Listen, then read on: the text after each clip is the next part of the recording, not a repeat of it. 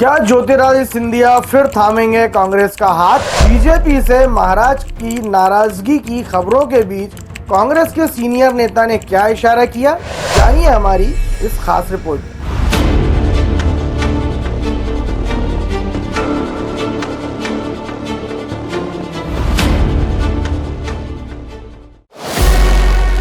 नमस्कार, खबर समय जगत में आपका स्वागत है।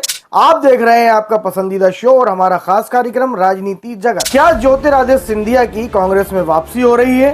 क्या फिर कांग्रेस का हाथ थामने जा रहे हैं? 26 नवंबर को संसद के सेंट्रल हॉल में राहुल गांधी और सिंधिया के हाथ मिलाने के बाद से सियासी गलियारों में इस बात को लेकर चर्चाएं जारी हैं। वहीं मध्य प्रदेश के वरिष्ठ कांग्रेस नेता पूर्व मंत्री सज्जन सिंह वर्मा ने इस सवाल को लेकर कुछ ऐसी बात कही है जो इन चर्चाओं को और हवा देती है। राहुल गांधी और ज्योतिरादित्य सिंधिया की यह मुलाकात भारतीय राजनीति की एक दिलचस्प घटना के रूप में देखी जा रही है।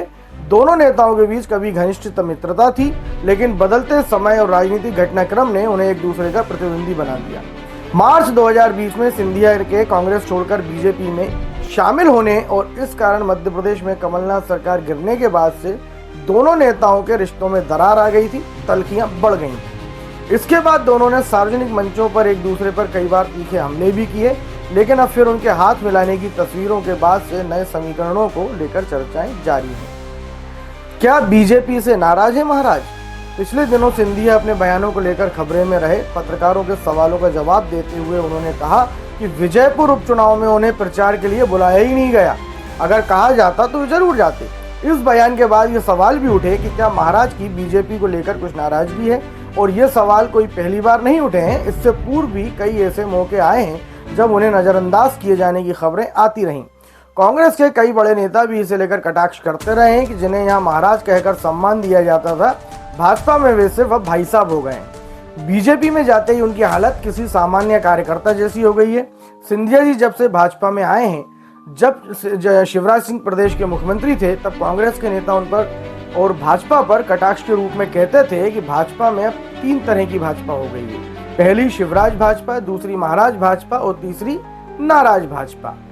ऐसे में अब सवाल उठने लगे हैं कि क्या सिंधिया की कांग्रेस में वापसी होगी, तो क्या अब महाराज की कांग्रेस में वापसी हो रही है? दरअसल दिल्ली संसद भवन में संविधान दिवस के कार्यक्रम के बाद सेंट्रल हॉल से निकलते समय राहुल गांधी और सिंधिया जी की जो तस्वीरें सामने आ रही हैं, उन्होंने इस खबर को हवा दे दी है। कभी करीबी दोस्त रहे ये दोनों नेता एक बार फिर एक दूसरे का हाथ थामे नजर आए।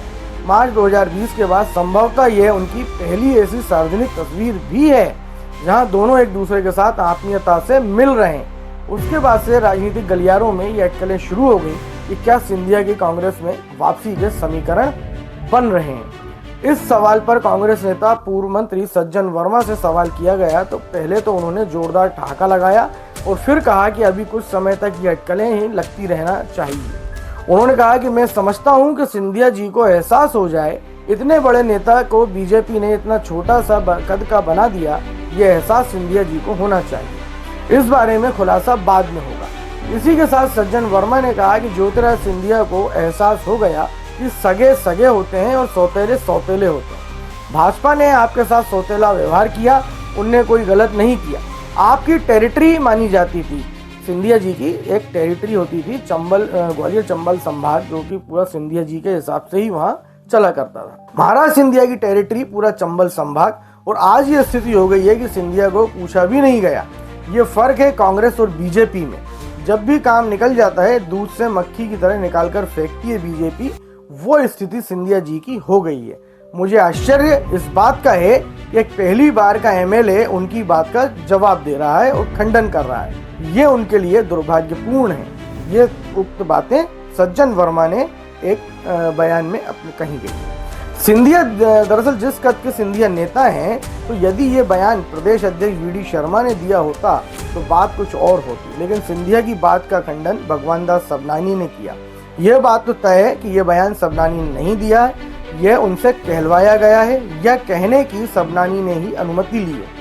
हम आपको बता दें कि बीजेपी में केंद्रीय नेतृत्व का मतलब है मोदी, शाह, नड्डा की तिकड़ी, और इनकी अनुमति के बिना कोई भी बयानबाजी भाजपा की परंपरा नहीं है। यदि ऐसा है तो सिंधिया पर बयान देने के लिए प्रदेश कार्यालय के एक नेता को क्यों चुना गया? इसका मतलब साफ है, भाजपा में महाराज का अब वो रुतबा और रुआब नहीं रहा जो आज से 3 साल पहले तक था। इसका एक उदाहरण यह भी है कि हाल ही में जम्मू कश्मीर, हरियाणा, झारखंड और महाराष्ट्र में हुए विधानसभा चुनावों में भी सिंधिया जी की पूछ परख कम ही रही है, जिसके बाद ये कयास लगने लगे कि महाराज को भाजपा में अब वीआईपी ट्रीटमेंट नहीं दिया जा रहा है। बहरहाल सज्जन वर्मा ने सिंधिया के कांग्रेस में आने की अटकलों को खारिज नहीं किया है और कहा है कि समय के साथ इस बात का जवाब मिल जाएगा। दरअसल जब इस पूरी वाक्य की पड़ताल की गई तो बात कुछ और है। सूत्रों की माने तो ये सब प्रेशर पॉलिटिक्स है।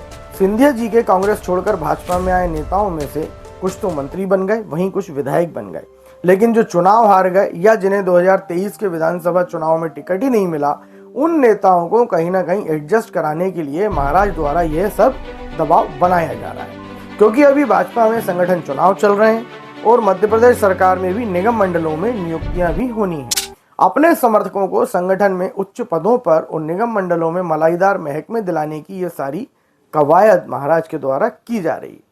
बहरहाल महाराज वाकई में नाराज हैं या नहीं, ये अपने समर्थकों को एडजस्टमेंट के लिए नाराजगी का सिर्फ प्रदर्शन है। अपने समर्थकों को मनचाहे पद दिला पाएंगे या नहीं, ये अभी भविष्य के गर्भ में, और इस पर सभी की अपनी अपनी राय चलती रहेगी और चल रही है। आज के हमारे इस खास कार्यक्रम में फिलहाल इतना ही। राजनीति से जुड़ी रोचक एवं ताज़ा तरीन खबरों को जानने के लिए देखते रहिए खबर समय जगत। नमस्कार।